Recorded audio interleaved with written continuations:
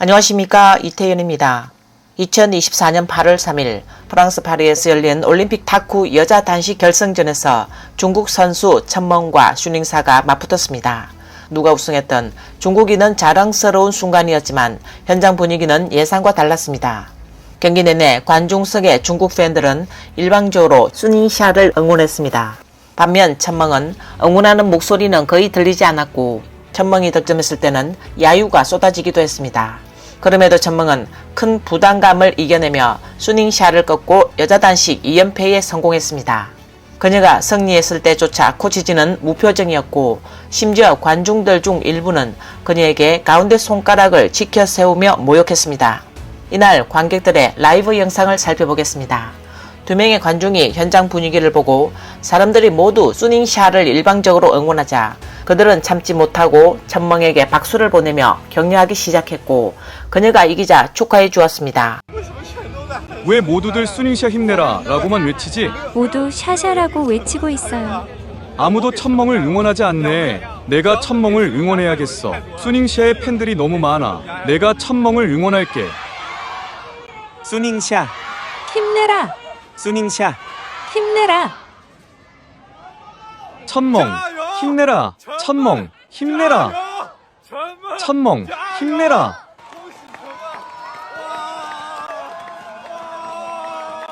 와 축하합니다.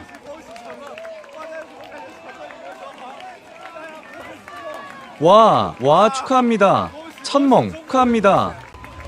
현장의 긴장감과 부담감이 극에 달한 상황에서 천멍은 결국 4대2로 슈닝샤를 이겼습니다. 그녀가 시상대에 올라 금메달을 받는 순간까지도 관중석에서는 여전히 슈닝샤의 이름이 울려 퍼졌습니다. 그런 분위기 속에서 천멍은 메달에 살짝 입을 맞췄지만 꽃다발도 코치와 동료의 포옹도 없이 홀로 시상대를 내려갔습니다. 천멍은 경기 현장에서 중국 동포들이 자신을 대하는 태도에 대해 경기 종료 후 인터뷰에서 불평이나 서운함을 드러내지 않았습니다. 그녀는 단지 우승은 자신이 매우 기대하고 간절히 원했던 일이라며 팬들이 이 상황을 올바르게 이해해 주기를 바란다고 말했습니다.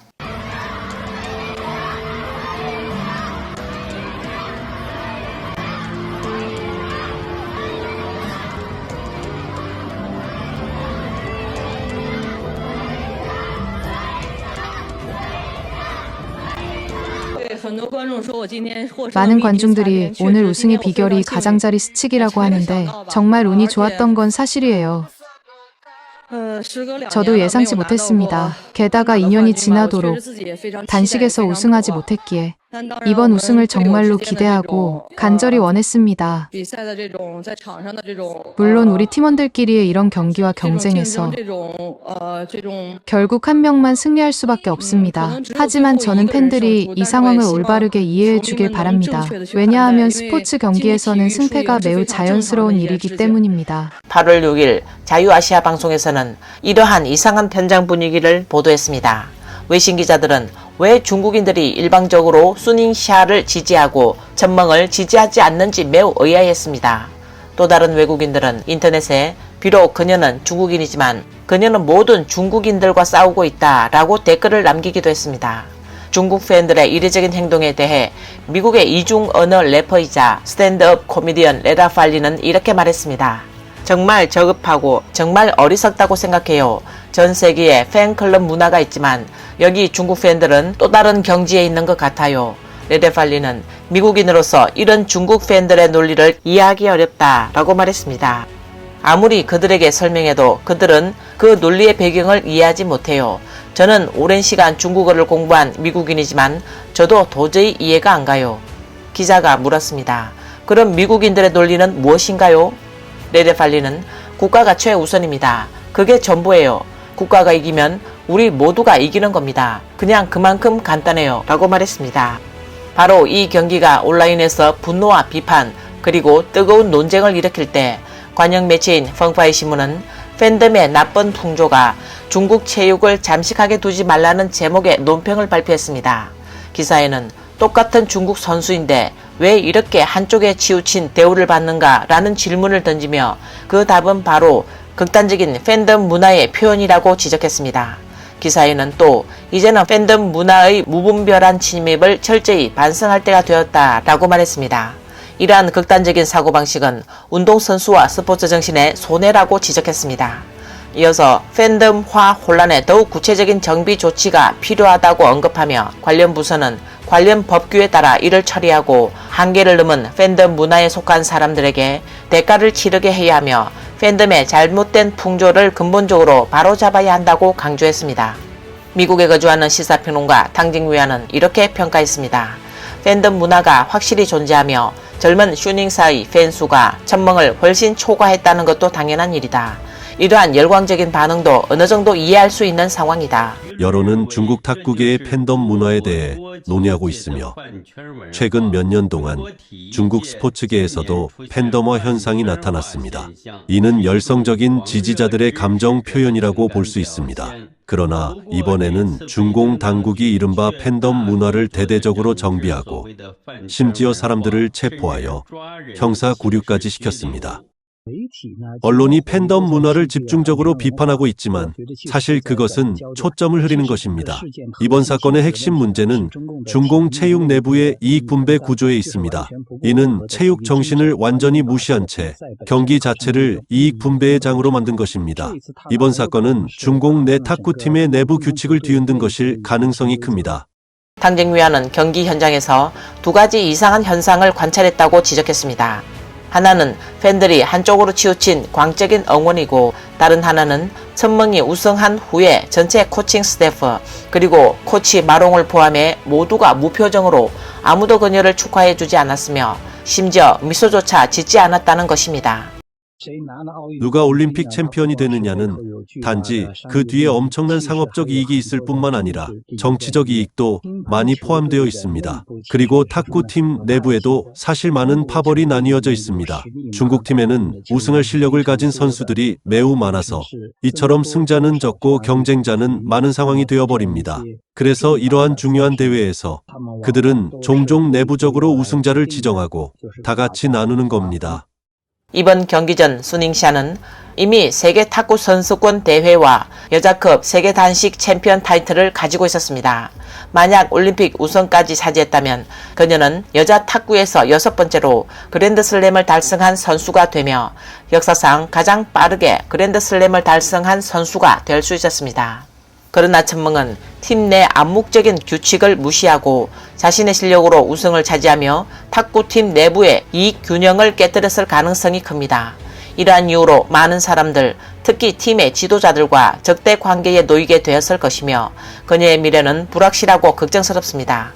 몇 년 전부터 이미 언론에서 중국 탁구계에 깊은 어두운 면이 존재하며 챔피언이라는 영광 뒤에 고정된 이익 사슬이 형성되어 있어 아무도 이 사슬에서 자유롭게 빠져나갈 수 없다는 사실을 폭로한 바 있습니다. 대형 경기들에는 반공식적으로 선수들에게 양보라는 명목으로 승부 조작을 지시하며 자신들의 이익 사슬에 부합되지 않는 선수들을 집단 이익이라는 명분으로 제거하는 방식이 일상적으로 이루어졌다고 합니다. 가장 유명한 사건은 20세기 80년대에 있었던 양보 사건으로 허저리와 관련된 일입니다. 도대체 어떤 사건이었을까요? 우리는 이 사건의 진실을 알아보겠습니다. 이것은 탁구 역사상 가장 충격적인 경기 중 하나였습니다. 1994년 히로시마 아시안게임 여자 탁구 결승전에서 일본 선수 고야마 치리키가 중국의 유명 선수 덩야핑을 꺾고 우승을 차지했습니다. 하지만 이 고야마 치리키는 사실 중국에서 태어나고 자란 허저리였습니다. 이 경기는 중국의 명장 덩야핑이 가장 언급하기 싫어하는 경기로 꼽히기도 합니다. 요시 탁구 역사상 가장 짜릿한 복수전이었고 덩야핑이 가장 언급하고 싶지 않은 경기다. 나는 최선을 다했다고 생각해요. 그 경기 당시 저는 정말로 최선을 다했습니다. 만약 최선을 다하지 않았다면 아마 더 처참하게 졌을 거예요. 사건의 전개는 이렇습니다. 1964년 중국 상해에서 태어난 허저리는 중국 탁구 역사상 보기 드문 천재로 여겨졌습니다. 18세에 전국 단식 챔피언을, 20세에 아시아 챔피언을, 21세에 세계 선수권 단체전 챔피언을, 그리고 23세에는 세계 선수권 단식 챔피언 타이틀을 차지했습니다. 그러나 이후 한 차례 논란이 많은 양보 경기 사건을 겪은 후 결국 탁구계를 떠나게 됐습니다. 1987년 23세의 허저리는 뉴델리 세계 탁구 선수권 대회에 출전하였고 치열한 토너먼트를 거쳐 허저리, 관젠화, 다이리리가 모두 준결승에 진출하게 됐습니다. 결승전에서 그들은 한국의 명장 양영자를 상대해야 했습니다. 이전 경기에서 허저리와 다이리리는 그녀에게 패배한 경험이 있었습니다. 이에 따라 코치는 심사숙고 끝에 관죄나가 이길 확률이 가장 높다고 판단하여 허저리에게 준결승에서 팀 동료 관죄나에게 일부러 져줄 것을 요구했습니다. 관죄나가 양영자를 상대로 금메달을 확실히 따기 위해서였습니다. 그러나 젊고 자존심 강한 허저리는 코칭 스태프의 지시를 따르지 않고 준결승에서 3대 0으로 관죄나를 물리쳤습니다. 이 장면을 본 코치들은 경기장을 떠나버렸습니다. 다음날 결승전에서 허저리는 다시 3대 0으로 한국의 명장 양영자를 깨끗하게 물리치고 세계선수권 챔피언 타이틀을 거머쥐었습니다. 하지만 허저리를 기다리고 있던 것은 꽃다발과 박수가 아니라 매우 썰렁한 시상식이었습니다. 시상식에는 아무도 그녀에게 꽃을 주거나 축하하지 않았고 허저리는 어색하게 미소도 없이 그 자리에 서 있었습니다. 중국으로 돌아온 후 그녀는 철저히 고립되었고 1988년 서울올림픽 탁구 국가대표팀 명단에서 그녀를 아예 제외했습니다. 심지어 교체선수 명단에도 이름이 없었습니다. 허저리는 큰 굴욕감을 느꼈고 결국 국가대표팀을 떠날 수밖에 없었습니다. 이후 일본인 남성과 결혼하여 일본으로 이주했습니다. 2년이 넘는 시간 동안 힘들게 조정한 끝에 탁월한 실력으로 일본에서 두각을 나타내며 일본 팀의 주역이 되었고 1994년 히로시마 아시안게임에 참가하게 됐습니다. 그녀는 경기에서 3가지 다른 전술을 사용하여 연이어 3명의 초일루 선수들을 격파했습니다. 오전에는 대만 선수들을 꺾었고 저녁 결승전에서는 중국의 최고 선수인 덩야핑을 상대로 경기를 펼쳤습니다.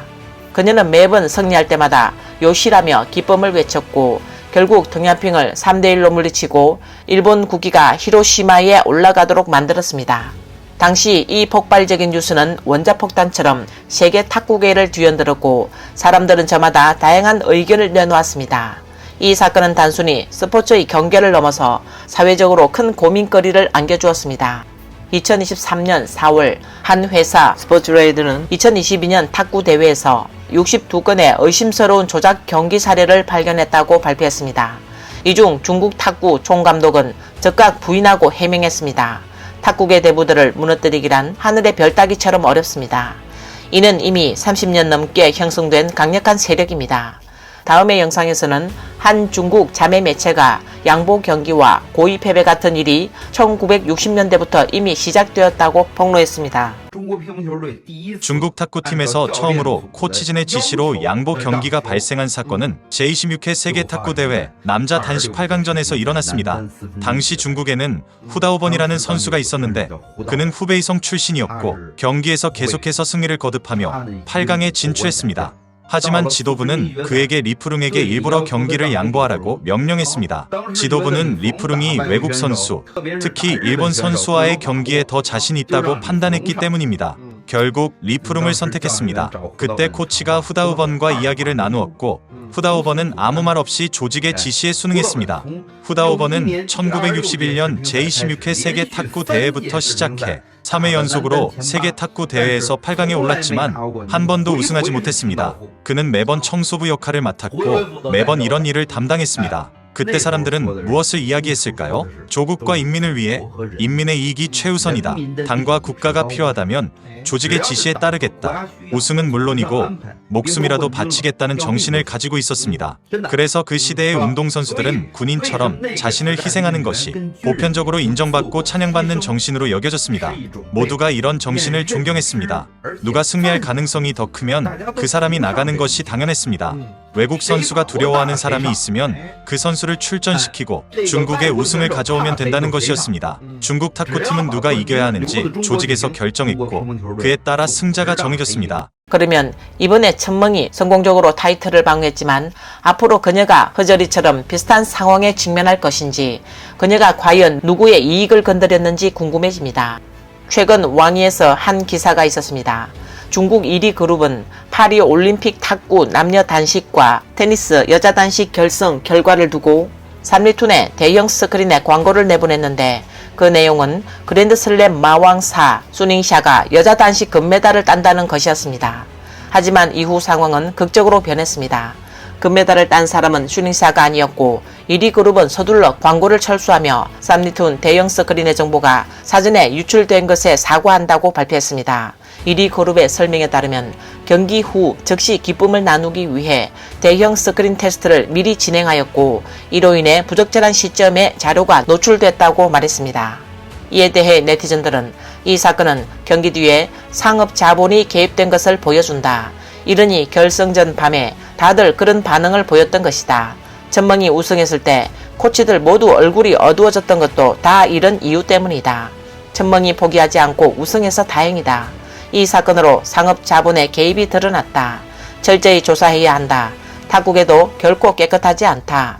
그저 그동안 좋은 성적을 내서 사람들이 일부러 무시했던 것일 뿐이다. 라고 글을 올렸습니다. 또 다른 네티즌은 1위 그룹은 조직이 모든 것을 준비해 놓았다고 생각했을 것이다. 수닝샤는 젊고 현재 세계 1위이며 우승 후 더 큰 화제성과 상업적 가치를 얻을 수 있었다. 그래서 조직은 그녀에게 우승을 맡기고 모두가 돈을 나누려 했던 것이다. 이번 일로 천멍의 국가대표 경력은 사실상 끝난 셈이다. 라고 말했습니다. 중국 탁구팀의 코치 류꼬량은 CCTV 프로그램에서 때로는 개인이 집단의 승리를 위해 희생해야 한다라고 말한 적이 있습니다. 그렇다면 천멍 사건에서 그 이면의 핵심 문제는 무엇일까요? 외부에서는 명확히 판단하기가 어렵습니다. 그러나 류꼬량의 2020년 도쿄올림픽과 2024년 파리올림픽에서의 태도가 명백히 달랐다는 것은 의심의 여지가 없습니다. 이 두 영상을 함께 비교해 보시죠.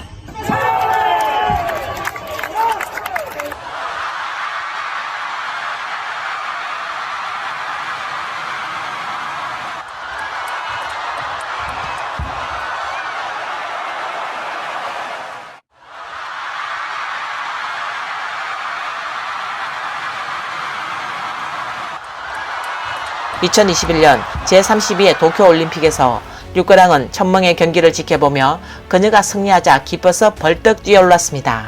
2024년 8월 파리올림픽에서 류꼬량은 천명의 경기를 지켜보면서 그녀가 승리하는 순간에도 계속해서 얼굴은 어두운 표정을 유지했습니다. 소후 뉴스의 최신 기사에 따르면 경기 중 천명에게 가운데 손가락을 들어 보인 여자의 신원이 밝혀졌는데 그녀는 중국 1위 그룹의 홍보 매니저로 드러났습니다. 이후 1위 그룹의 공식 댓글창은 비난으로 가득 차게 됐으며 현재 1위 그룹은 해당 여직원이 퇴사 절차를 밟고 있다고 전했습니다. 오늘 영상은 여기까지입니다. 시청해주셔서 감사합니다.